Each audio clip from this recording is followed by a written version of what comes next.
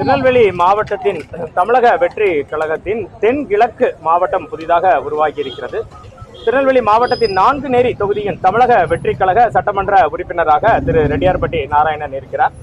கிட்டத்தட்ட 25 வருடங்களுக்கும் மேலாக நான்குநேரி தொகுதியில் சிறப்பு பொருளாதார மண்டலம், மத்திய அரசால் ஏற்படுத்தப்பட்ட சிறப்பு பொருளாதார மண்டலம் எந்த செயல்பாட்டிற்கும் வராமல் இருக்கிறது. இதனுடைய செயலாக்கம் குறித்து தற்போது என்ன நடவடிக்கைகள் தமிழக வெற்றி கழக அரசால் மேற்கொள்ளப்பட்டு வரும் என திரு ரெட்டியார்பட்டி நாராயணனிடமே கேட்போம். சார் வாங்க, வணக்கம். 25 வருஷமாச்சு நாங்குநேரி தொகுதியில தென் மாவட்டத்தில் இருக்கக்கூடிய பல இளைஞர்களுக்கு வேலை வாய்ப்பை கொடுப்போம்னு தொடர்ந்து சொல்லிக்கிட்டே வராங்க. இது வரைக்கும் அந்த திட்ட செயலாக்கம் இல்லை. நீங்க என்ன பண்ண போறீங்க?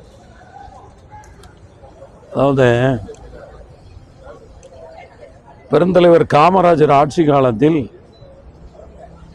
விவசாயிகள் நலம் பாதுகாப்பதற்கு அணைகள் கட்டப்பட்டது. தமிழ்நாட்டில் அவருடைய ஆட்சி 9 ஆண்டு காலத்தில் 11 அணைகள் கட்டப்பட்டது. அதே போல சேலத்தில் தொழிற்சாலைகள், திருச்சியில் பெல் நிறுவனம், இப்படி தமிழ்நாடு எங்கும், கோயம்புத்தூரில் இப்படி தமிழ்நாடு எங்கெங்கும் தொழில் வளர்ச்சிக்காக அன்றைய காலத்தில் மாண்புமிகு மறைந்த இன்றும் மக்கள் மனதில் வாழுகின்ற பெருந்தலைவர் காமராஜர் அவர்கள்லாம் ஒரு தூய்மையான ஆட்சி இந்த நாட்டுக்கு கொடுத்ததுனால தொழில் செய்கிறவங்க எல்லாம் நம்ம தமிழ்நாட்டை தேடி வந்தாங்க. நான் இடையில சிறந்த நிகழ்வுகள், ஆட்சியாளர்களுடைய நிலைப்பாடு, தொழில் செய்கிற வருபவர்களுக்கு தகுந்த பாதுகாப்பு, மின் வசதி, தண்ணீர் வசதி, இதையெல்லாம் சிறப்பாக செய்து கொடுப்பதற்கான சூழ்நிலைகள் கடந்த ஆட்சியில் இருந்ததா இல்லையாங்கிறது இருக்கட்டும்.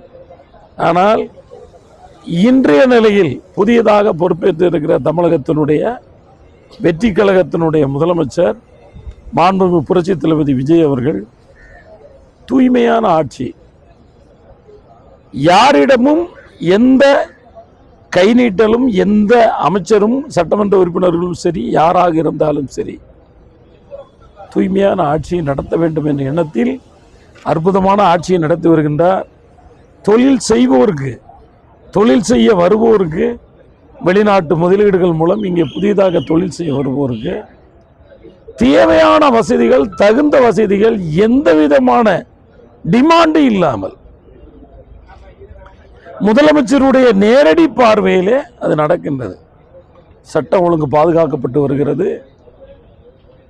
இந்த பெண்களுடைய சிங்கப்படை, பெண்களுடைய பாதுகாப்பு நலன், குழந்தைகளுடைய பாதுகாப்பு நலன், மாணவர்களுடைய பாதுகாப்பு நலன் முழுமையாக கண்காணிக்கப்பட்டு நாடு ஒரு அற்புதமான ஒரு நிலையை எட்டி கொண்டிருக்கின்றது.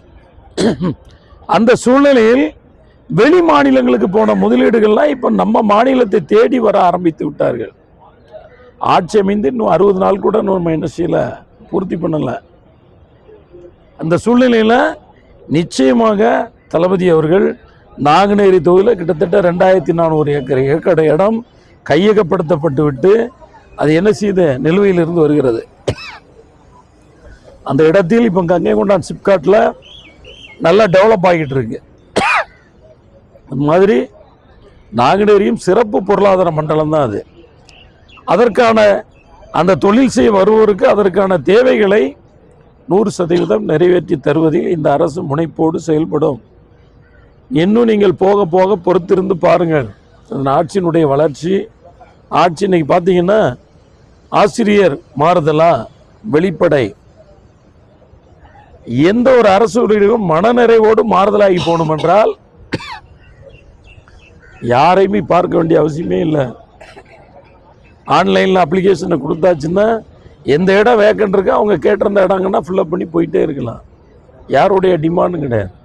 இத்தனை காலம் இந்த ஆட்சியை நம்ம பார்த்ததில்லை, மக்கள் இப்போ தான் பார்க்குறாங்க. அதனால் நிச்சயமாக நாங்குநேரி சிறப்பு பொருளாதார மண்டலம் முக்கியத்துவம் கொடுக்கப்பட்டு தென்பகுதியில் ஜாதி மோதல்கள் எதனால் வருகிறது என்றால் அதற்கு தொழில், படித்த இளைஞர்களுக்கு வேலை வாய்ப்பு இல்லாமை, இதையெல்லாம் கொண்டு வருவதற்கு மாண்புமிகு புரட்சி தளபதி விஜய் அவர்கள் நிச்சயமாக அதை 100% செயல்படுத்துவார். இதுவும் தென்னகத்தின் மான்செஸ்டர் கோயம்புத்தூர் மாதிரி இனி தென்னகத்தினுடைய பெரிய தொழில் நகரமா இந்த திருநெல்வேலி மாவட்டம் நாங்குநேரி சட்டமன்ற தொகுதி மாறும். வேற என்ன சொல்லுங்க? அவ்வளவுதான் கரெக்டா இருக்கும். ஆமா, ரைட், ஓகே, தேங்க்யூ. ஓகே.